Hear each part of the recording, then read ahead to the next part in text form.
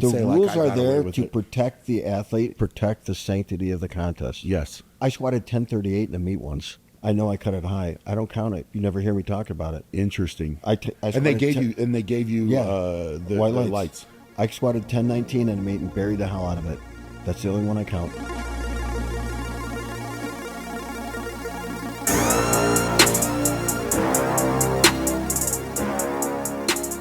What's up, guys, and welcome to the Shaw's Ring Podcast. I am here with the one, the only, Mr. Ed Cohen. How are you doing, sir? I'm doing great now. I had a great time all weekend. Yeah, I hung out with you and your crew, and Nick Best and Ben and everybody at your booth. It's crazy that the people you attract at your booth are way different than people from another expo that we know. Sure. And they're so nice and kind, and was so happy. It's so wonderful, isn't it? It was really nice. Dude, just the fact that you are even here, right? Number one, I mean, I got a text from you, and it honestly made my day, right? So the text was, Ed pops up on my phone. It's like, hey, man, you're getting inducted into the International Sports Hall of Fame. I booked a flight. I'm coming. I'll see you there. And that was just Wednesday, and I flew out Thursday. Wild. I was like, just out of the blue. And I was actually driving here because we had a booth and we brought everything out. And I was like, man, I showed Carrie. I was like, how wild is this? How cool is that, man? People forget what it means to be nice. Yeah, it literally made my day. Thank so you. I wanted to say that, number one, man. And like the you being a friend of mine, like, above anything else, right? Like, you've offered advice, you've helped me in moments, and it's just one of those things that, like, I don't think a lot of people realize. I think people that have interacted with you realize, but like how much of just a good human being you are. It makes my life so much easier if I'm nice to people. Yeah. And I'm at a point in my life, because I'm over 60 now, where it's my choice who I let into my world. Yes. And I only let cool, nice, positive people that have a good effect on me and my psyche. Absolutely. So I'm lucky that way. Yes. Yeah. In a big way, man. And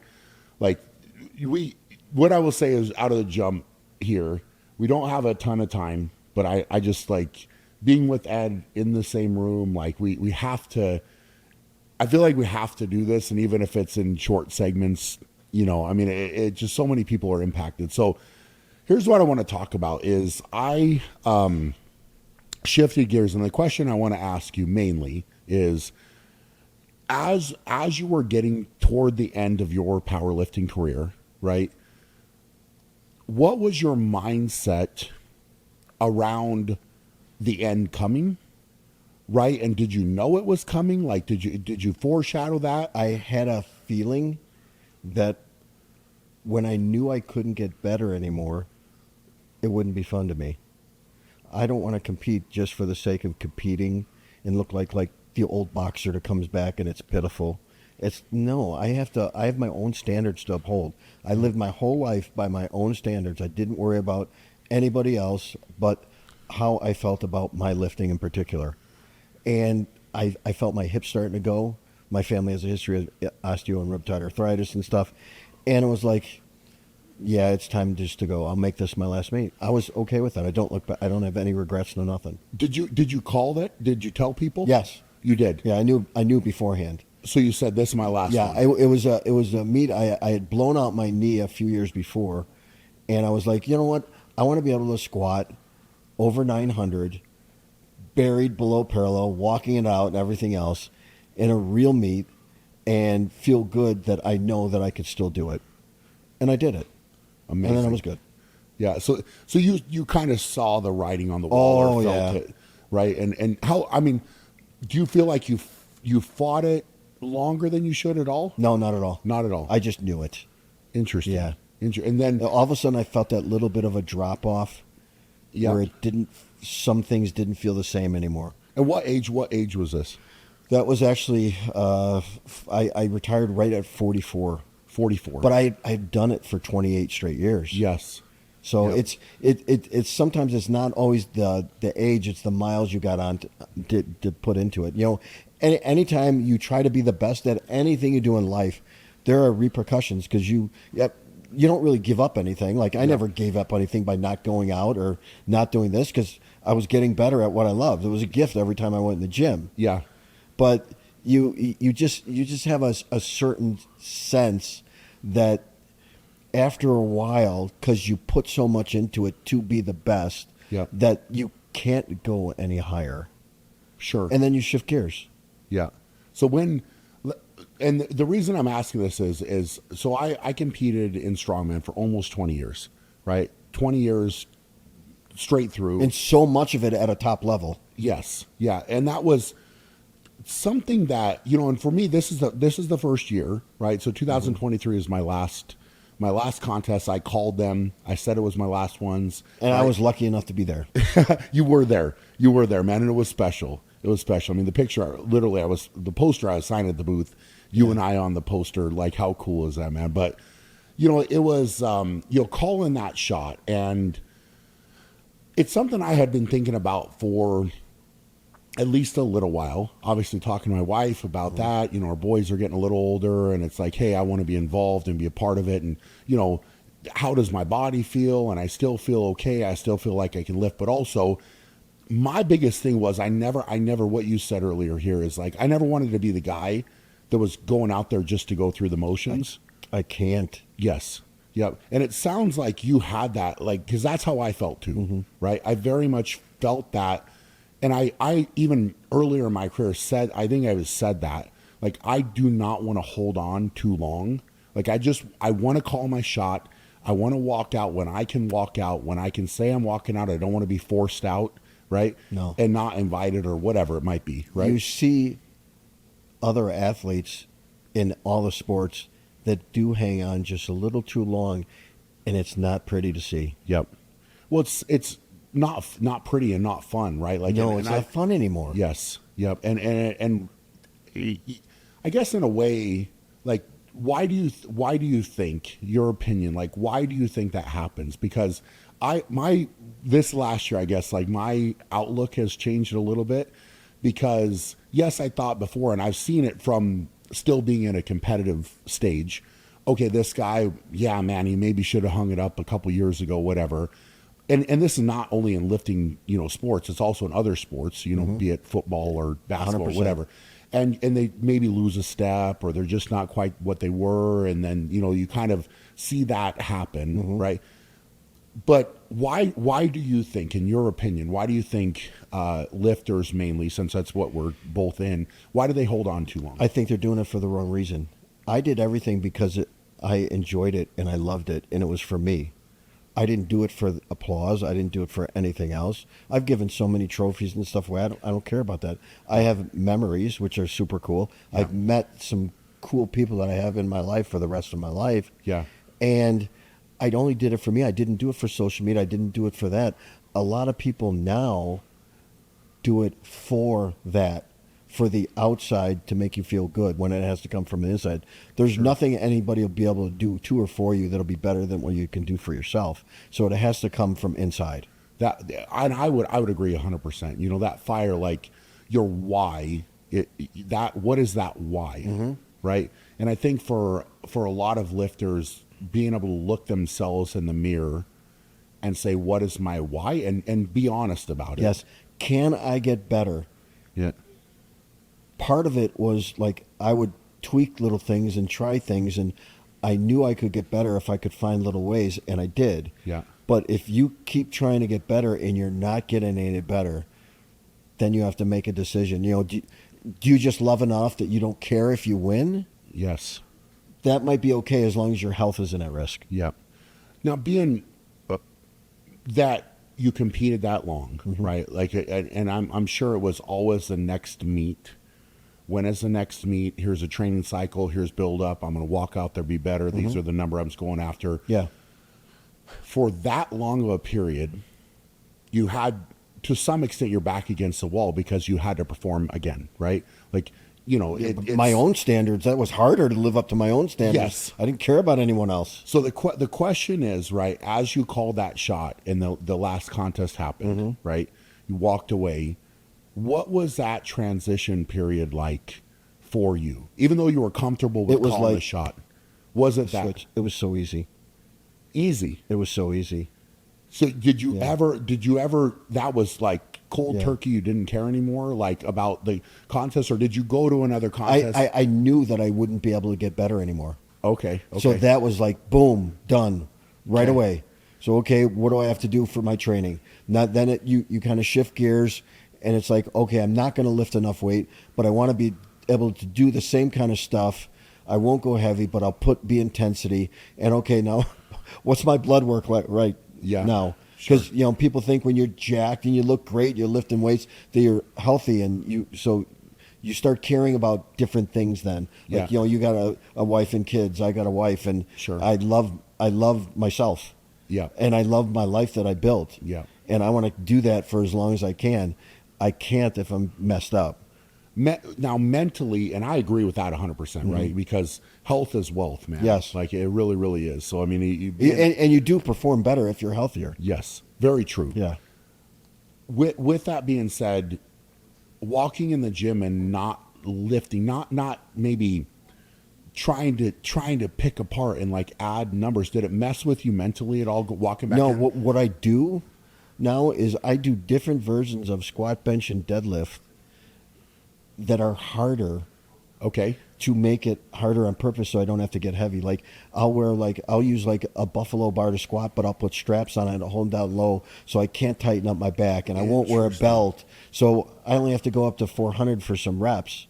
Makes sense. Yeah. So you see what I mean? I'll do like rack deadlifts with a snatch grip and a power rack from the shins to make it harder. I'll bench with my feet up. So your comparison is not apples to apples. Right. So then, that's actually how I get better in powerlifting is I knew where I was weak at.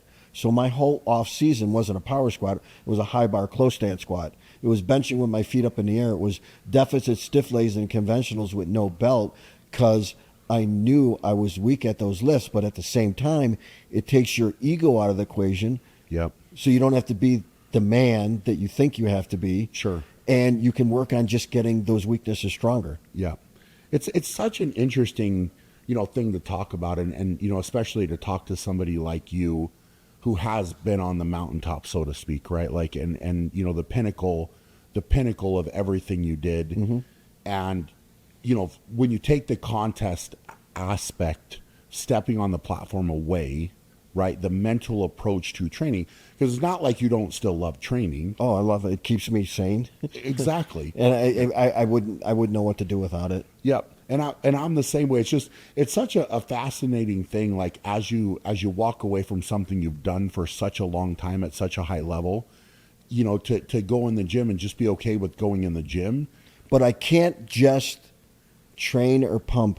I have to have a purpose. Yeah. Okay. No matter what. I still make up little training cycles and goals that I want for these certain lifts and how I want to feel and how I want to be able to move, and I adapt that and just put the effort into the gym. So there's still some direction. Oh, there has to be. Love it. I can't just be a pumper. Okay. There's no way. Now this makes more sense. Oh, to me. no way. Okay. Yeah, you're not walking in. I think this is what has been such an interesting shift for me, right? Because it's not that I haven't touched, some strongman stuff, but it's such an interesting thing when you're trying to push on a strongman event to a new level, mm-hmm. right? And going in and kind of saying, all right, I'm done. Like I'm in all reality, like on the super yoke, I have lifted the heaviest weight I'm going to lift or that I want to lift, mm-hmm. right? So now if I plug it in, what am I doing differently? It's the want. Yeah. Because if you know that you can't do it to your standards, sure, the want changes right away, because then you don't really want to do it, but you still want to, you could still do it and not try to push yourself, but be intense. Yep. So now that you're doing arm wrestling and things, you just put the intensity into that, and it's a different type of training, but you can get good at it, and it's like, okay, where am I weak at? Yeah. What exercises do I got to make up? Yeah. To be stronger than that, because see, and I love it. All these guys can teach you how to arm wrestle. Yeah. But they can't teach you how to be strong. No. So you saw the other night at Nick Bett's house, I was trying to tweak Thor and Mitchell Hooper's deadlifts. Yes. They're already strong as hell. Yes. I just have to give them little tweaks to set up right, to give them the ability to be more efficient. Yes. So they can help you with that, but they can't teach you how to be strong. No. Now you go and you in your repertoire, in your fucking evil genius brain, and you say, okay, where do I think I'm weak and what part of this? And then you feel bands, chains, whatever weird kind of curl, Yes. stuff like that. Then you figure it out, Yeah. and that keeps you going. What else? And I think for me, you're hitting the nail on the head, right? Because that's how my brain works. And I think that in a large part, in a large way, maybe is a better way to say it, I was missing that. Like, I needed my brain to be stimulated in that way. Purpose. Exactly. Right. And I'm going to use the word institutionalized, like guys that, like if you go to Shawshank Redemption, right, that film, and the guys get out, and then all of a sudden it's like, well, wait a minute, I'm going to do something to get back in because I've been institutional. I can't do this. And it's strange because, for me, even from when I was a young kid, it was basketball, and I would have a countdown. I did the same, basketball, football, baseball from when I was a little kid. How long is it till the season? What can I do to get better? How am I practicing? And so it's like I'm programmed that way. And so when you take that away, and I don't have a date on the calendar that this is happening, it's a strange phenomenon to go through. Well, so what you do is you say, okay, where am I weak at? I'm going to find where I'm weak at, but I'm going to make a little training cycle to get this stronger. Yes. Yep. And there's your purpose for and that's so many weeks. This is what I found. Yeah. It's beautiful, man, because it's like lit a fire in me. You are a competitive athlete all your life. Yeah. That will never, ever change. Yes. Yeah. And it's like accepting that. I think it's, and that's why I wanted to touch on this topic with you, because I think like you going through that transition, I think you gain knowledge throughout your life and in things that you do. Things that you go through and how you approach them. And how you observe other people that do it, who you associate with. Yes. Who you associate with. Yeah. And that's such a good thing, man. So from a competitive standpoint, you now would still say you're competing with yourself, I would assume. 100% all the time. Yeah. Yeah. I have to make my own brain happy. Yes. And so I have to put a certain amount of effort in these certain exercises to make me feel a certain way, to make me look a certain way still. Sure. To get me what I want. To be accomplished, man. Yeah. Yeah. I mean, would you say that to most people out there, like people tuning into this and kind of listening and saying, okay, well, I'm not, Ed Cohen, I'm not Brian Shaw, right? Like, that's not me.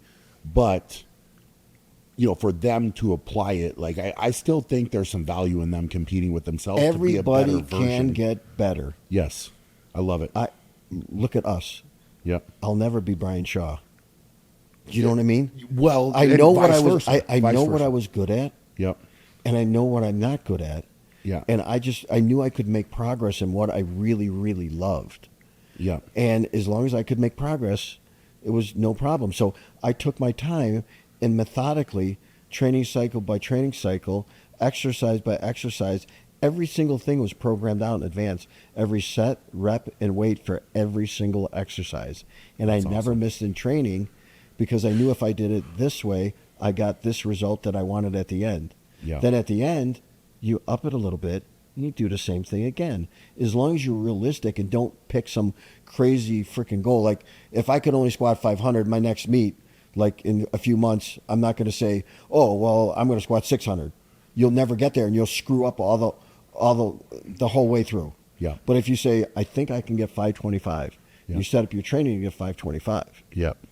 And then if you do that for a few years, all of a sudden you are way far ahead of where you started with no injuries, with a better base and everything else. So you got everything strong. Just building up. Yeah, you can last longer that way. Yeah. Just take your time. I think that's too, going back to the why. And I think that maybe younger lifters miss out on that. Yes. And because they are constantly exposed to videos and comparisons, Yes. there's more comparison. I want to be like happening. this guy. Sure. Okay, well, you're not that guy. Yep. Yep. And again, there's power in what you just said. You go from a 500 to a 525 squat, right? Now all of a sudden you're going from 525 to 550.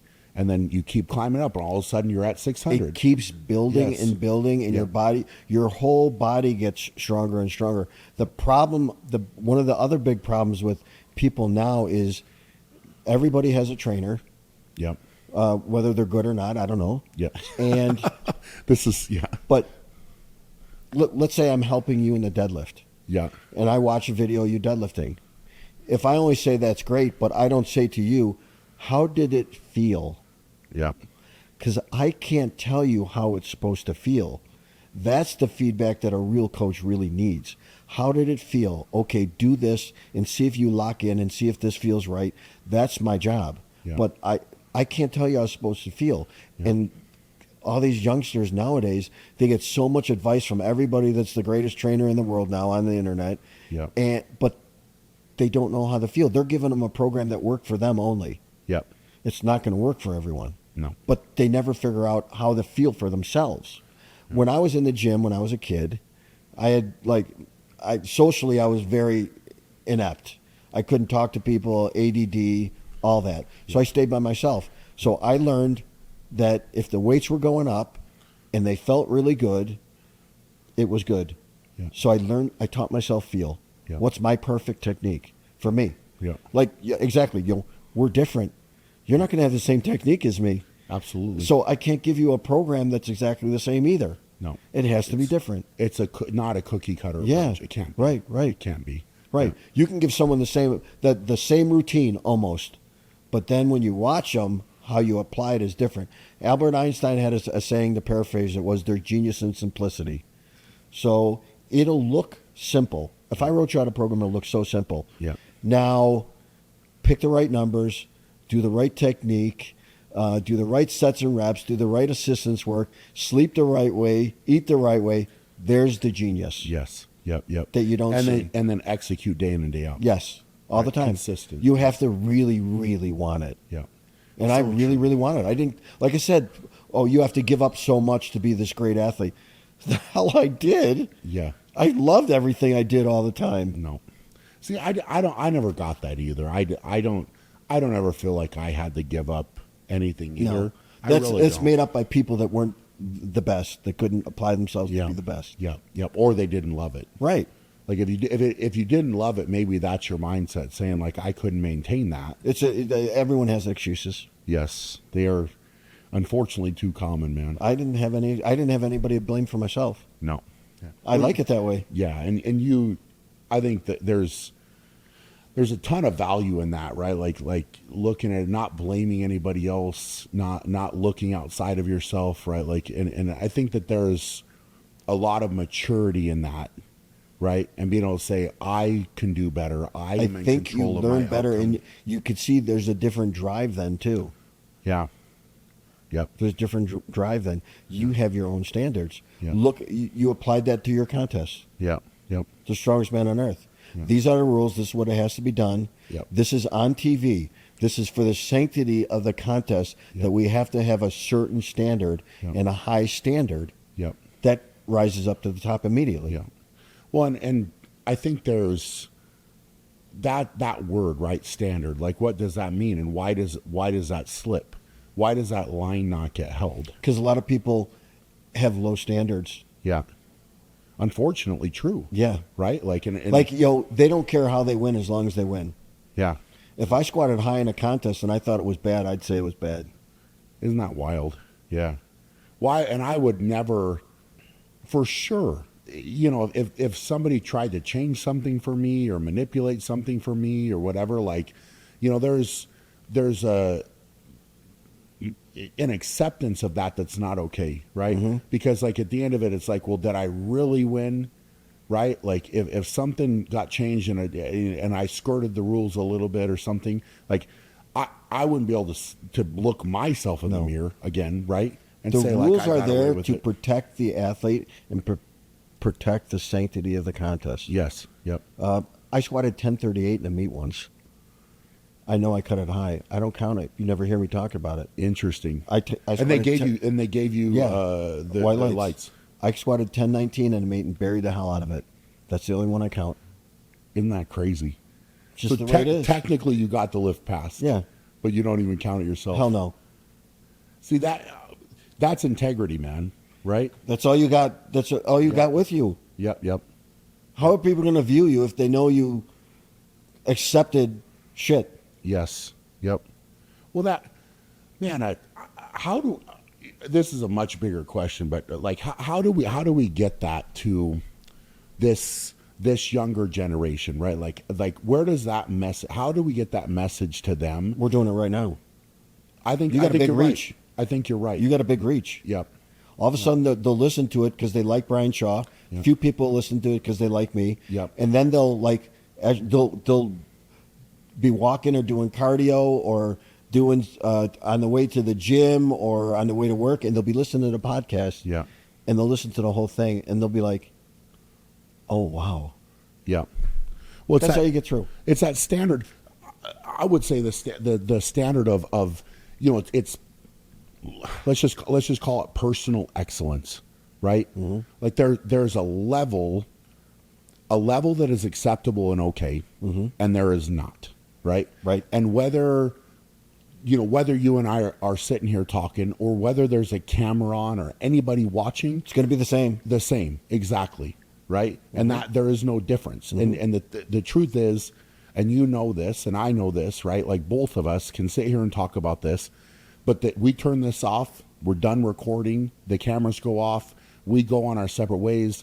I know that at any point in time when I approach you and talk to you about something, it's the same. I'm getting the same, and it's exactly the same thing with me, right? Like people, and not very often because they now know this about me, but it's like I'm going to be the same guy. I like me at all times. I don't want to be anyone else. No. I would be miserable. But even I'm talking more like not that, but like you're being fake, right? You have no reason to be. Oh fake. No. But unfortunately, man, there are people that you put a camera in their face and they're a different person. You know what? They're not in my world. This is true, right? So then it goes to your inner circle, mm-hmm. right? Like who is around you, right? And then I've talked about this in the past. I think you're a byproduct of that in a major way. And then now, if people in your circle let you get away with that crap, right? Your integrity goes down because of the people that are surrounding you. They're used to getting away with that crap all the time. Yep. Whereas, like, if you were in the gym, right? I mean, I'm sure you didn't allow this. I didn't allow it either. People that train around me that accepted mediocrity. Oh no, at all. Right? Not allowed. No. Not allowed. I allow you to train with me for a reason. Yes. And the reason is you want to get better, and you also help me out along the way. Yep. And the level. But then here's the interesting part too. Right, God, man, this is so good. I'm so excited. Like you talk about it, but the people in the room, like so like if I lifted, let's just say I lifted a weight that had never been lifted, right? Mm-hmm. And I was in control of my own environment for a reason, and the people that were in there, it was quite literally, if something happened like that, it was like, good job, okay, the bar just went up, right? And that's what I wanted. Mm-hmm. I didn't want guys to kiss my ass or say anything great. Oh no, just be honest. Just honest, right? Was it good? Yeah. Okay, now we just raised the bar, right? And I think that there's a power in that in itself. Right, you have these people around you that are willing to be honest with you, right, and say, hey, look, maybe it wasn't good. All right, let's go back to the drawing board. We'll fix it. Why wasn't it good? Exactly. Right. Yeah. Like so that circle. Yeah, my guys wouldn't let me squat high. Nope. And I'm sure they let you have it if you ever did. I can't imagine that you would ever try. Well, then they wouldn't be with me anymore. No, exactly. Yeah. Your own standards again. Yeah. Man. Well, guys, I wish we had more time. We'll do it again sometime. Yes, we will. I mean, here's what I'll say. If you don't get something out of that helps you to be a better person, better with training, better mindset, then go back and listen again. That's what I would say. Having a positive mindset is actually really easy when you take your time and you're always getting better. If you overshoot things and try to shoot for the moon and you can't get there, the reason is because you didn't take your time and take the certain steps to get there. And then it's not fun anymore. So to make it fun, take your time. You learn more about yourself though all the time. Love it. I couldn't say anything better to end it. So we're going to sign off there. Ed's going to go eat. I'm going to go do what I got to do. But man, I Strongest appreciate man on earth contest. Yeah, man. I tell you what, and that's a whole different conversation, which is even more exciting. So it's coming back in 2025, man. It's going to be good. Thank you. Thanks for everything you do. Give Ed some love in the comments, guys. I hope you're all doing amazing. For now, going to be great. I'll check you guys later. If you enjoyed this podcast episode and would like to listen to another, click right here. And to stay informed about new podcast episodes, click here to subscribe.